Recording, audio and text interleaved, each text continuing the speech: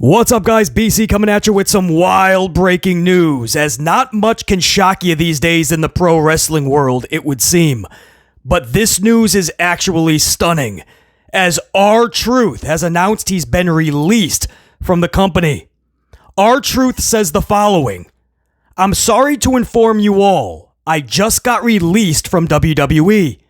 I want to thank WWE for the ride, but mostly, I want to thank each and every one of you who was along for the ride. Thank you for all the love, support, and appreciation you have given me over the years. Thank you." Fightful reports Truth will exit upon contract expiration, so it is unclear if this was a straight release or decision not to renew. Truth was with the company spanning 25 years, debuting back in 2000 as K-Quick, and he returned in 2008 as R-Truth. He'll be remembered most for his fandom of Jonathan Cena, his invisible friend Little Jimmy, and wild antics within the world of the 24/7 championship. His oblivious comedy and emphatic question he'd ask every town he was in: "What's up?" Perhaps the writing was on the wall, as Truth only had 6 matches so far in the year 2025. One of those matchups, the Andre the Giant Battle Royal, for every superstar kept off of WrestleMania. Another one of those 6 matches was a regular main event taping. It's the last 2 matches that R-Truth had that has everybody puzzled in relation to his release. Just a couple of weeks ago in a high-profile matchup against John Cena at Saturday night's main event, and this past Friday night, a rare appearance on SmackDown, a losing effort to JC Mateo. So this decision could have only went one of 2 ways.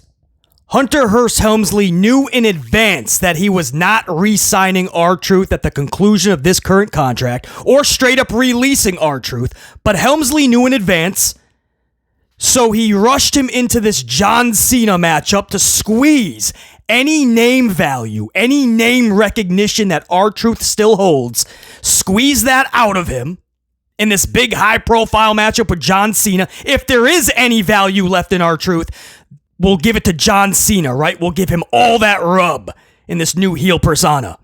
And then anything that's left, make sure that he looks up at the lights to the new guy to the company, JC Mateo. Truth, if you don't mind, lay on your back, look up at the lights for the new guy. His name's Jeff Cobb, JC Mateo, if you don't mind. And once he did that job, now you can leave. Thank you for 25 years. That's what it looks like happened. They made the decision in advance. They said, all right, let's put him in one last hurrah with John Cena. Then we'll have him put over JC Mateo. That's what it looks like happened. The only other way this could have gone down is that wasn't a preconceived decision.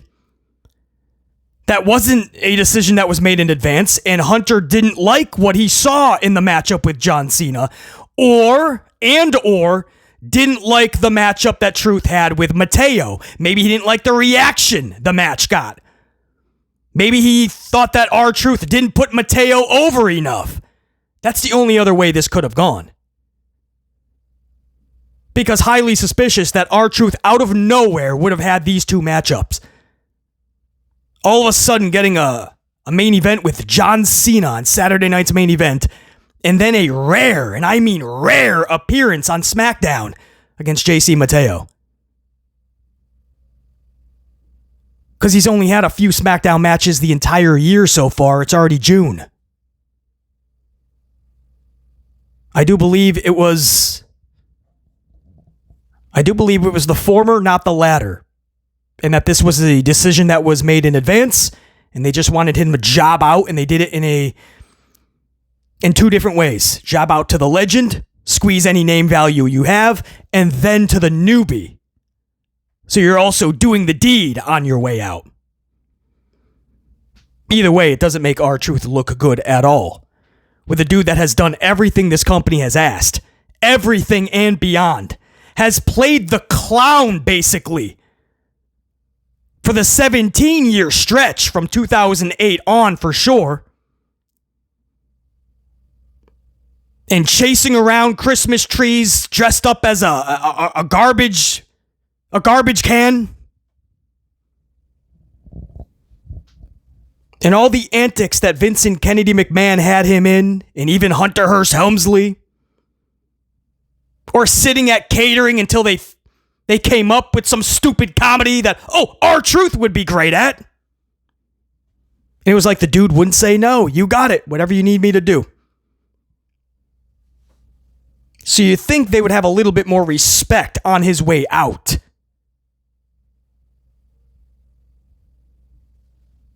Now, there is an issue with lifers. And I put that in quotes because that's how it's known in the wrestling world. These are wrestlers that pretty much have a job for life, right? Or at least that's what it seems. In WWE, this is more shocking than if you told me Kofi Kingston got released or Jimothy Uso. Because that's how beloved R-Truth is backstage, Ron Killings. But yeah, it becomes an issue when you're there so long because that's great that you have income that's steady. That's great that you have a job. You're putting food on the table. And you put in so many years of service. But don't forget, this is the entertainment industry and we have to be entertained and things have to be fresh and feel organic. There has to be a pulse to these things. So when you're seeing the New Day nonstop having the same matchups over and over and over, and people have been there for years and they're having the same matchups. I don't know how many more times I can watch Sami Zayn take on Seth Rollins or Sami Zayn versus Drew McIntyre or Drew McIntyre versus Seth Rollins. That's the problem you run into when you have so-called lifers and wrestlers that are there for infinite amount of time. It's great for them and the paychecks and we get to pay homage to them and go, hey, it's Seth. Hey, it's Sammy. Hey, it's R-Truth. But it's not fun anymore. If you're going to have these wrestlers stick around for so long, it's their job to make it feel fresh, make these wrestlers come off as fresh. Every year, there should be a new feeling to these wrestlers. So I absolutely agree with that sentiment for those that go, dude, he's been there for a quarter of a century. On and off, again, debuted in 2000, went away for a bit. 2008 returned, and that was the steady run. But still, the better part of a quarter of a century. I get it. Trust me, I get it. You got to keep things fresh, man. That's a good run. There's people that got canned. They've been 1 year at the Home Depot and they're doing cuts.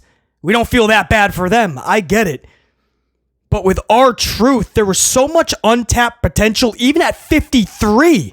Even at 53, but this company never wanted to do anything with him. He was just a comedy sideshow act. It's frustrating. I said on this channel over the past few weeks leading into Saturday night's main event, that match with John Cena, that actually had potential for a good story because it was sitting in their lap. That is how he looked at John Cena. You could believe that this situation would be developing between the two. So I liked it, but it was rushed. And there's no John Cena. He doesn't have enough dates. So R-Truth was selling this whole feud, if you will, in 2 weeks, basically by himself. It's no better than if he was trying to have a storyline with Invisible Little Jimmy. Because it was Invisible John Cena. You couldn't see him. So props to R-Truth for trying to sell you a story with no John Cena. But it was only for a couple weeks anyway, and the whole thing was designed for him to look up at the lights in less than 10 minutes, the nearest thing to a squash match you could have. But it had potential if they actually gave it thought and wanted to care about it. But they didn't even want to care about this. Their big end goal was just get in there and do the job to Cena. And if there's anything left of value to R-Truth, get in there a few nights later and do the job to JC Mateo. So it's frustrating because it's a common theme in the company. They just don't tap into potential. They don't give the right opportunity and chances. They fit you into a box that they think you should be in. And if that's not working, they'll kick you to the curb. That's what's frustrating. There was so much more that Truth could have done. He could have been taken seriously time after time. But once they saw him as a comedy act and saw how funny he was, that was it, man. The next 2 decades were set in stone. Or a decade and a half for sure. And that's why you got to be careful how you're booked. I know the pay must be good, and it is good, and it's putting food on the table. You don't want to say no to the boss. They tell you to jump, you say how high. Be a good associate. Be a good employee. But you have to remember, guys, these are not employees. These are independent contractors. If they were employees, I totally get it. But they're not employees. They're independent contractors, which means at any time they could be released, cut, fired. You don't even really have to have a reason. So how you've been booked in the time that you were there, that is greatly going to affect what jobs you get, what gigs you get in the future. If WWE absolutely did nothing with you, for instance, and they just kept you in catering for 2 to 3 years, the pay was good at the time, but once you're out of WWE, good luck trying to get anybody to hire you. Now, R-Truth is beloved. I don't think he'll have a problem getting hired, but what's he going to do? Even if AEW decides to get R-Truth, he's been a comedy act for over a decade and a half. You flip the switch and make it serious with R-Truth and Will Ospreay, R-Truth and Swerve, R-Truth and Hangman, Ricochet and R-Truth? Or is it just going to feel like Ricochet's taking on another jobber from WWE, R-Truth? Oh, it's just, come on. Ospreay, there's no way that little old R-Truth that just lost to JC Mateo in 5 minutes, there's no way he's beating Will Ospreay. How you're booked matters. A lot of these wrestlers don't want to step up because they think they're going to be there forever. Or they don't want to ruffle any feathers. Or they're just happy to have this job right now. They have to remember, they can cut you at any... After they're done making a fool out of you, they can then kick you to the curb. We've seen it time and time again. And if you're wondering, unfortunately, R-Truth will not be the last name you hear either being released or contract not being re-signed. Just like BC has been hearing for a while now, there was supposed to be another round with the Mania cuts, the post-Mania cuts. I don't know if they just received too much backlash, but then the new word we got is SummerSlam. Those rounds are still coming in, whether it's 1 or 2. More names are absolutely being released, and they were just pushing it now to SummerSlam. But now R-Truth says this. Are they spreading it out? They don't want to wait another month or 2. These cuts are vital to what they're trying to accomplish. Maybe they're spreading them out, so maybe every week you get a couple 2-3 names. And along those same lines, I will say that the reports we've been hearing about WWE bringing in a lot of AEW talent, that is going to continue as well. That is absolutely a factual report. My people down in Florida have been telling me that. And we're seeing it in real time, whether it's a Ricky Saints, a Rusev coming back, an Aleister Black, a Mariah May might be on the horizon, and it's not stopping there. They want to bring in more and more AEW talent. And this is all part of their weird plan they have. Nick Khan and Hunter Helmsley, some vendetta they have with Tony Khan, and they just want to they're kind of rating their talent roster. I guess that's a compliment to AEW and what they're doing. That they would take talent that WWE kicked to the curb, and WWE would want them back, and then homegrown talent, whether it's a Ricky Saints or a Mariah May and many others that WWE's like, I want Penta, I want Rey Fenix, I want Mariah May, I want Ricky Saints. And I guess that's it's a compliment, but it's very odd. And then you add in the counter programming. They're putting NXT against all the big events with AEW. That's a whole nother story we're following, man. This new vendetta that Nick Khan and Hunter Helmsley have with AEW. But that is going to continue. And I mention that because it's wild to see all these names being released post-WrestleMania. Now you got R-Truth. Who knows if we're going to hear more names this week that are released or not being re-signed. SummerSlam, you got the next round for sure. But simultaneously, they're bringing in all this AEW talent. So they're willing to kick their own boys and gals to the side that have been busting their asses for this company. They're willing to move them over so they can bring in the AEW bunch. It's all wild to me. And in case you're wondering, before we end this breaking news upload, Whenever this happens, this is where, for some reason, Hunter Helmsley gets another pass like he always does, and I don't understand it. But this is where a lot, and usually it's younger fans, they truly don't know any better, and I understand that. So that's where, like, BC and a lot of you guys, you got to educate at that point. Absolutely, Helmsley is the final say in all of this. This is where you usually hear, Hunter Helmsley is the chief of content. He doesn't have any say over this. Why is people blaming Hunter Helmsley for this? Paul Levesque McMahon. He doesn't have any say in this. Who do you think makes these decisions? You think Nicholas Khan is spending his day going over the roster and seeing who he can release? You think Ari Emanuel is spending his day like that? You think some computer geek in Stamford, Connecticut is cracking some numbers and he came down to the contract of R-Truth and he's cutting R-Truth? And Helmsley, who, by the way, not just chief of content, you do realize he's doing the job that Jim Ross used to have and Laurinaitis, people power. He's doing the talent relations. He has his hands in all of the cookie jars. Talent relations, content chief of creative. The buck stops with Helmsley. His name even pops up as producer at the end of all of these shows. Do you think, honestly, there's people coming into WWE that Helmsley has no say, he doesn't know about? Or is not approving bare minimum? Do you think people are being released or not re-signed and Helmsley has no say in this? He's the runner of all of this.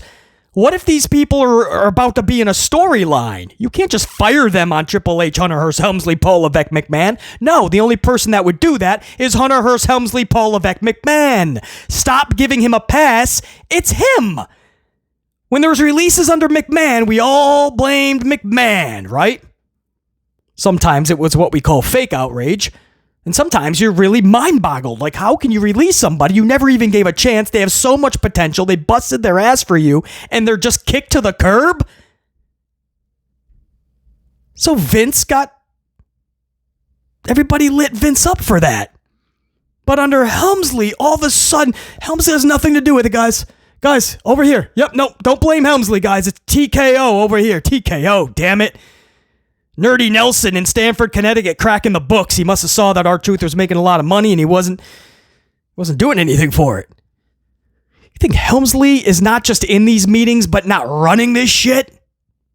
Now, if you want to say the company goes to Helmsley and says, listen, we got to cut $400,000, $500,000 in the next 2 months, a portion of that, a big portion, has to be talent contracts. Okay, that's where the meetings begin. And then Helmsley cracks it with some numbers guys, and there's a big suit and tie or two in there, and that's where Helmsley says, okay, I can do without this, I can do without him, I can do without her. What if we do this? It's Helmsley, guys. I don't know any... It's just wild how many passes this guy... I mean, people act like Helmsley is oblivious. When anything bad or anything goes sideways in this company or anything is puzzling or confusing or doesn't make sense or it's not a good look, everybody turns a blind eye to Hunter Helmsley. It's not him. No. If it was Helmsley, this wouldn't have been happening.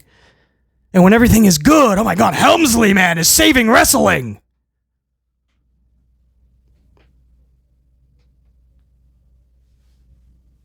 Yes, in case you're wondering, Helmsley didn't just have a say, he had the say in R-Truth, and everybody that gets released or the decision not to resign, that's business. But at least be honest about it. It's Helmsley. You can't say you're the chief of everything and declare that you knew nothing. You can't have it both ways. Which is it? So to R-Truth, man, he's beloved in the industry. We hope the best for him. We hope that that's not the last we see of him. I just, the character that they had this guy portray, I don't know how serious we can take him anywhere else, even if he decides to be such. I hope that we can still believe in that, because there is a whole nother side of Ron Killing's R-Truth that could absolutely put storylines on their back, doesn't have to sing a song and act like a jackass backstage for a laugh or two for 15 years plus. But I know It got him a paycheck and he agreed to it. BC, it was his decision. Absolutely. He might tell you he has zero regrets on it, man. That's a lengthy career. That's not why fans get upset. I think that's where people kind of get it twisted. And they say things like, oh, it's fake outrage. No, it's taking a step back and going, damn, that's the end of that career. There was so much more that could have been tapped into. How did the company not see this? Or why did the company not do that? That's what we ask for a lot of these wrestlers. Because this company is so damn stupid in booking them. Or, I put this in quotes, creating for them. Because they don't. And that's a disservice and an injustice to these wrestlers. So then when you hear the news like this, yeah, you're puzzled. It's not fake outrage. You're literally puzzled that that's the ending of such a lengthy career. And you're kind of thinking, that's it?